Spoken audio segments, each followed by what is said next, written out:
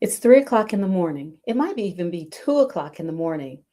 In any rate, whatever time it is, you're not asleep and you want to be asleep. So what do? Do you stay in bed? Do you stew over while you're awake? What do you do? Well, we're going to answer those questions in just one moment.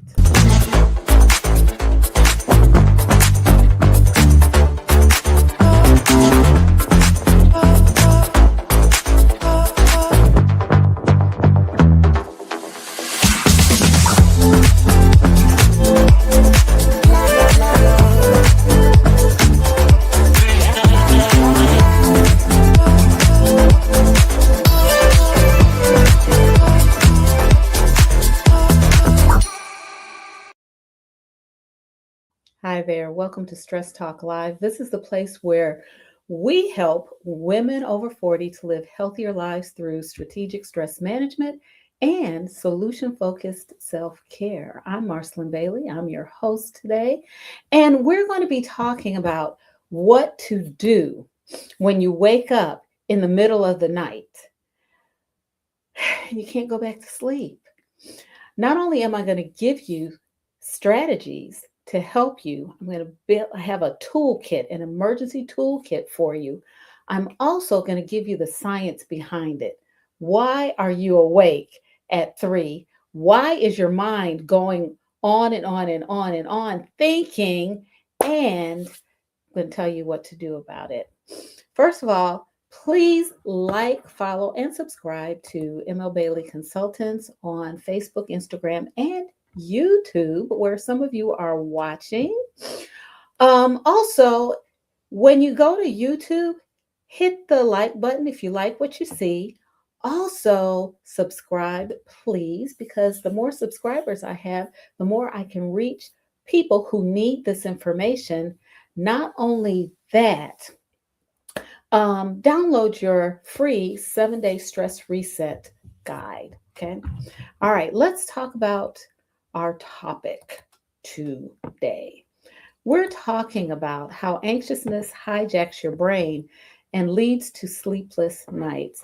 Now, if you're a woman over 40 or a woman who is dealing with menopause, premenopause, you know that it's not very hard to wake up in the middle of the night, right?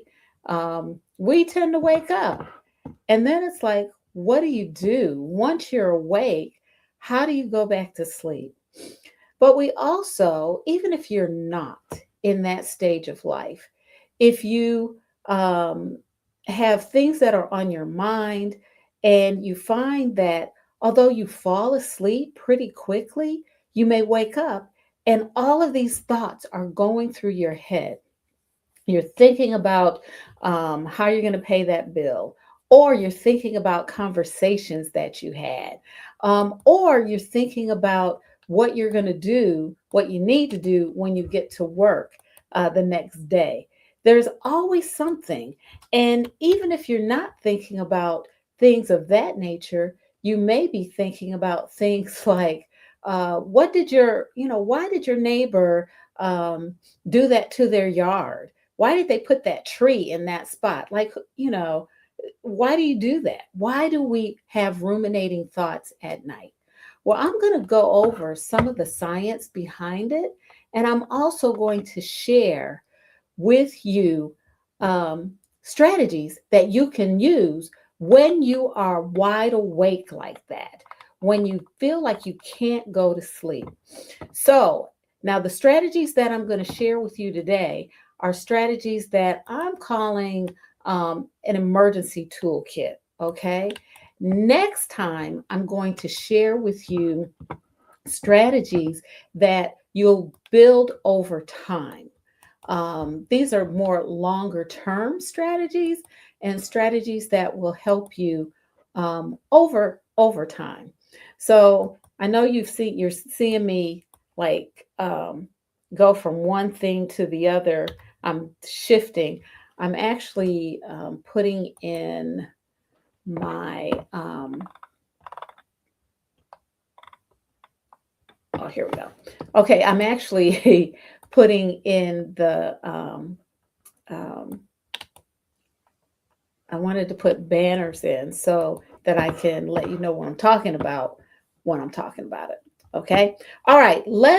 Now I've talked to you about the brain and how it works. And I've talked to you about different parts of the brain. So today I'm going to share um, an additional way the brain works for us. Okay, especially when we're sleeping. All right. Um, okay. So let's get started. All right. We're talking about how anxiousness hijacks your brain and leads to sleepless nights. So, one of the things that I shared with you before is that we have a part of our brain that's called the prefrontal cortex.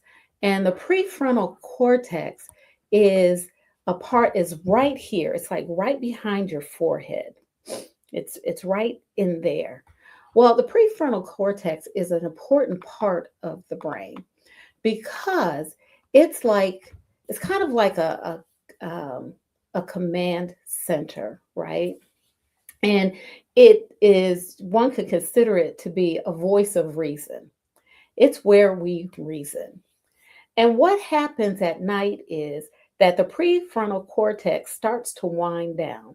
Remember, I've told you that before we actually fall asleep, like 2 hours before our usual bedtime, our body starts to get us ready for sleep. And it starts sending signals to us that we're getting sleepy. And sometimes we pay attention to those signals and sometimes we don't. But the prefrontal cortex, which is the place where we reason and we think, it starts to wind down. Well, some at some point in the middle of the night, um, it gets hijacked. So generally it winds down and we go to sleep and everything is fine.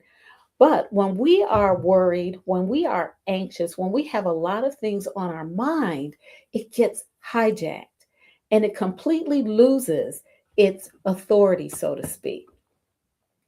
And what happens is that it becomes impaired when we have a lot on us, when we're very anxious. It becomes impaired and it can't really think ahead and it can't manage emotional responses. And so, because of that, the amygdala takes over.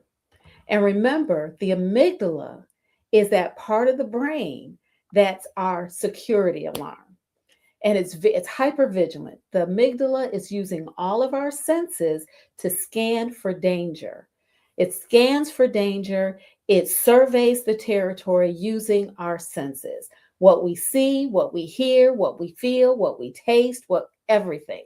It scans for danger and or threats. Danger or threats, right? And because our prefrontal cortex has is kind of, I won't say it's shut down, but it's impaired because of our worries and our concerns, the amygdala has taken over. Remember, the prefrontal cortex is what keeps the amygdala in check. Because let's say the amygdala says, "Oh my gosh, there's a threat." The prefrontal cortex is looking and it says, "Oh, yeah, yeah, it looks like a threat, but it's not really. It's okay. It's not really danger. We can go back to doing what we're doing." So they talk to each other. Well, when you're having a lot of thoughts, when you're feeling anxious, the amygdala is going and it's going in overdrive, right? It's going in overdrive. It's hyper vigilant. And because it's hyper vigilant, it triggers another part of the brain, actually, a number of different parts of the brain. And this is called the default mode network. And it includes several different parts of the brain. And the default mode network enables us to daydream. We think about ourselves, it recalls memory, and it's our imagination center. So we have the prefrontal cortex, which is the part of the brain that reasons, that thinks, that helps us to know. It controls the amygdala, right? It works with the amygdala, but it keeps the amygdala from being unnecessarily overactive. Then we have the amygdala, which helps us to scan for danger, and it keeps us safe. That's its job, to keep us safe. When it's not working, when it's in overdrive, we have the default mode network. And that's the part of our brain that when we are not actively engaged in the here and now, and you've heard me talk about the here and now, being present, when we're not actively engaged in the here and now, the default mode network is active. Excuse me. Now, let me share a little bit about the default mode network. So, when we're not doing things, when we're not actively involved with something, um, paying attention, being present, the default mode network starts to rev up. I've given you an example of this previously, but I'll give you another example. The default mode network is, let's say you're driving to work, and I've used this before, but you're driving to work and there's construction. They're building a new building on your route. You don't pay attention to it because you're in default mode. You're just driving. You're not paying attention. Let's say several weeks later, all of a sudden there's a structure, a building where there wasn't. And you say, oh my